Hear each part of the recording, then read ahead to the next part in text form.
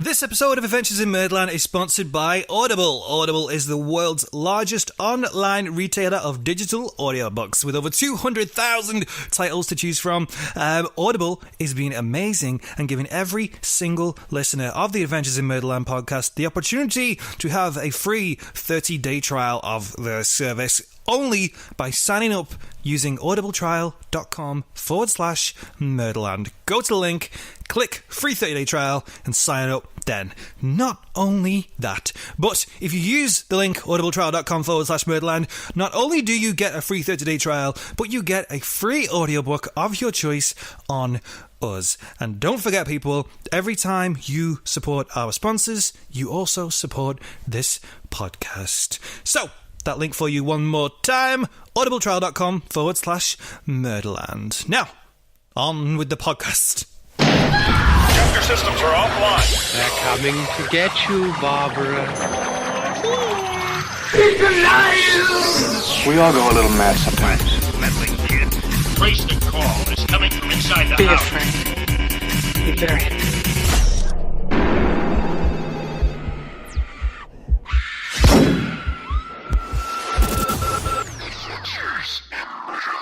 How's it going, people, and welcome to Adventures in Murderland. We are the only LGBTQ plus true crime comedy podcast hosted by me, myself, Mike James, and the peaches to my cream, Alan Cassidy. Hi guys. Hi, that one when peaches and cream go together, right? Yeah. Yes, and it wasn't... You could say strawberries and cream, like, but... Oh, fuck. Well, it is what it is. So, this is part 2 of the episode we sort of did last week in regards to Herbert Richard Baumeister, the I-70 Strangler. So, we're going to cut out all the chit chat for the start. Chit chat at the start, and because I thought people just want to listen to these later on a later date, going back to back, they can do. So they don't have to have a big gap of us talking shit in the middle. Oh, we're talking shit already. So there you have. Oh, okay. So real quick, just to recap, Alan, do you remember where we left off on our last story?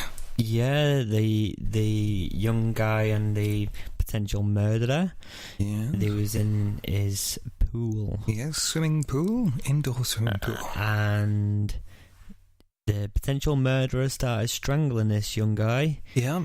And then this young guy tended to be dead. That is correct, yes. The potential murderer was a guy who had called himself Brian Smart, and the other guy was called Tony. But that Tony wasn't his real name, remember, because he withdrew that of his own choice. So, we're at the point where Tony has pretended to faint, because Brian has his hands around his throat. After a very... strange autoerotic asphyxiation. Tony was pretending to be unconscious as Brian felt him go limp. His grip around his throat loosened. There was a long pause of silence before Brian started calling out Tony's name and shaking him violently. Brian was clearly afraid and in a panic, not quite the reaction that was expected. Tony, not knowing really what to do from here, played the whole thing off as a prank. When Tony opened his eyes and began fake laughing, Brian shouted, "You scared the shit out of me! You know you can die doing this? There have been accidents." But the thing is, though, he just did it. He just did it. He didn't ask him to do it. Or... Like, I get that it's a preference for some people to like stuff like that, but be on the same page with it. I think he saw... Yeah, the rule is don't choke someone during sex without asking first. But I think the vibe that I got from it was that he sort of placed his hands around his neck, and if, you know, he didn't immediately go in like, boom, start choking. It was just like hands around the neck. Let's see what he's feeling. If he doesn't like it, he'll probably remove the hands. So yeah. I think it was kind of one of those situations. So I think he thought it was consensual, I guess. Which I'm getting the impression it kind of was. Otherwise, because there's nothing here to say that that Tony was struggling or kicking or screaming. So yeah, for his sake, yeah, he thought it was consensual. So Brian shouts at him, but there have been accidents. Tony, seeing perhaps a moment of honesty and potentially vulnerability, asks Brian if that's what happened to Roger Goodland and the others. He's a tricky guy, this Tony. He's a brave guy. Brian didn't say a word. He just looked at Tony and smiled. Quickly, Brian became extremely tired and his speech began to slur. Convenient, some might say. Was he going on a come down? Well, he did, if you remember, he did sort of go off and come back extremely perky. So, yeah, he is possibly on a come down, legit, or maybe he just, I get the feeling he's like looking at him and going, yeah, I got your number, but maybe I kind of like you, so I'm not going to do anything. I'm just going to pretend that I'm getting a little stoned and shit. Okay, I can see that as well. Maybe. Brian did go to sleep, so he obviously was a very tired baby. What? Autoerotic asphyxiation really takes it out of a guy. Brian went to sleep, leaving Tony in the house to wander around. The story I read went into all this detail about the rooms Tony went in and ins and outs and all that shit, but it wasn't crucial. Wasn't needed. No. Because essentially he's left alone for about an hour or so in the house. He has a little wander around. The only thing he really realizes is that obviously Brian told him that he was like a realtor and he was getting the house set up for people who are newly moving in. After a little wander around the house, he realized that the house had been lived in for a very long time, so no new people were living in here, and he realized that the story is pretty much bullshit. He does try and find some details about Brian's real identity, but doesn't come up with anything. And after a short while, Brian wakes up. The two of them have a long conversation, and a bit.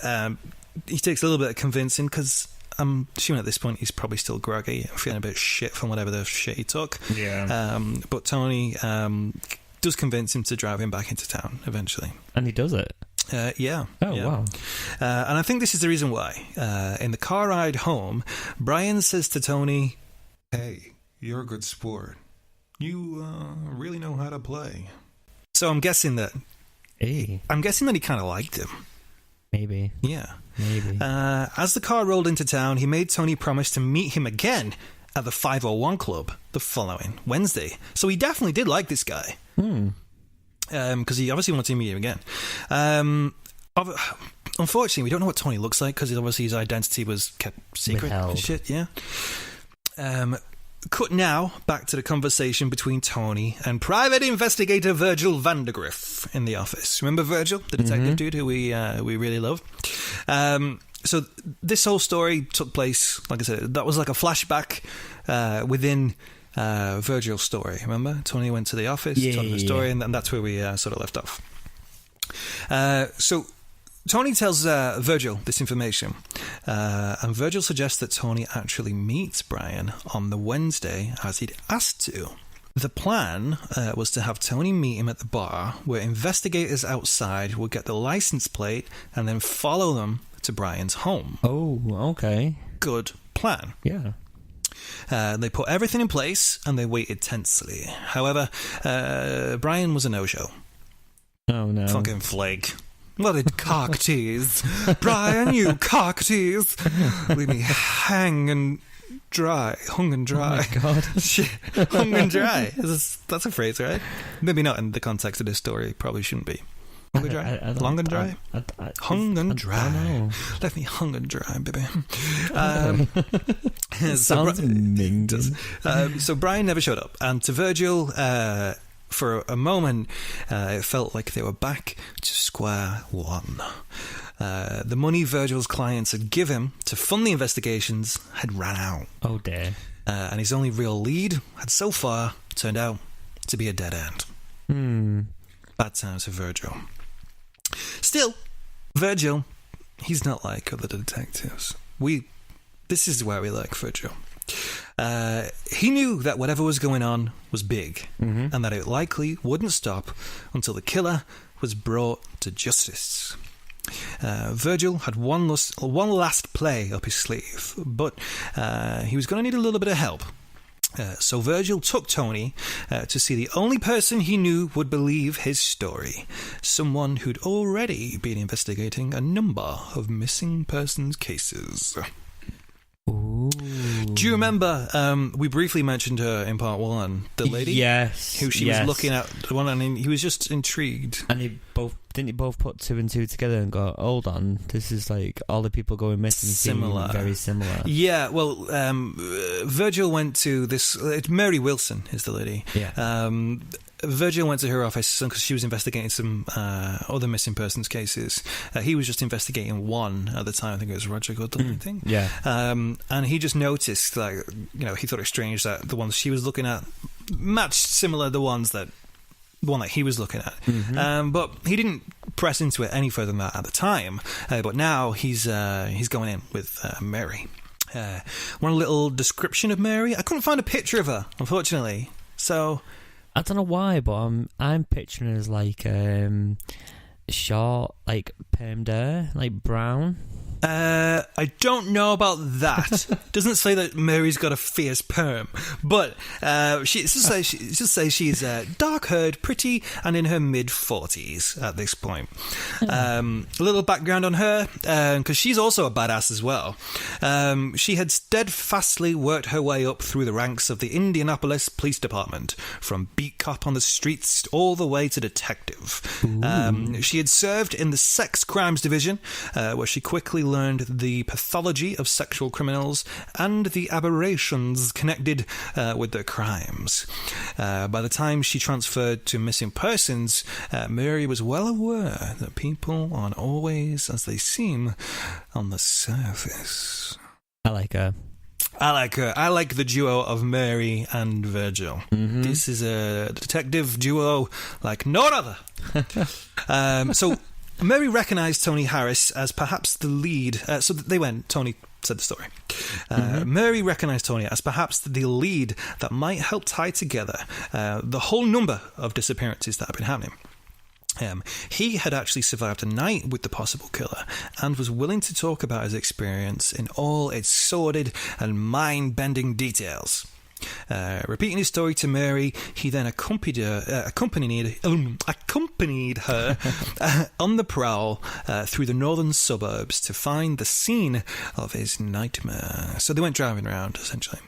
Because if I remember right, didn't he remember seeing some sort of sign saying something farm? He did, and he was in the car. He was trying his best to make note of all the twists and turns and which ways he was going. So he kind of knew the general direction of where this place was, but of course memories fade, and it was nighttime when he went, so it might not be the most perfect description.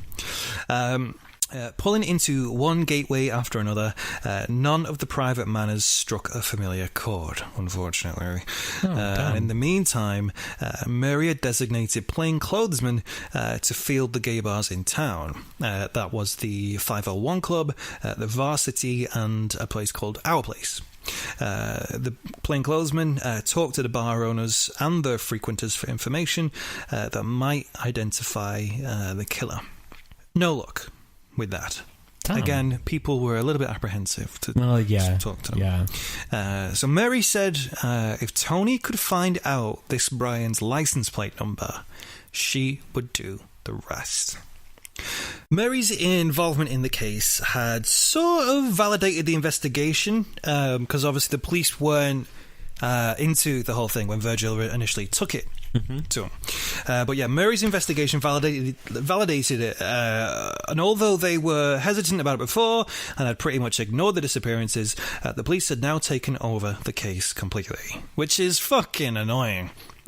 Like, they literally wanted nothing to do with it, and then obviously Virgil does all this freaking hard work, and then the police just take over the case completely. And then they'll take all the credit for it. Probably. Or just fuck it up completely. But obviously Mary's on Virgil's side, so Mary is trying her best to get Virgil in as much as she can. Yeah. But just a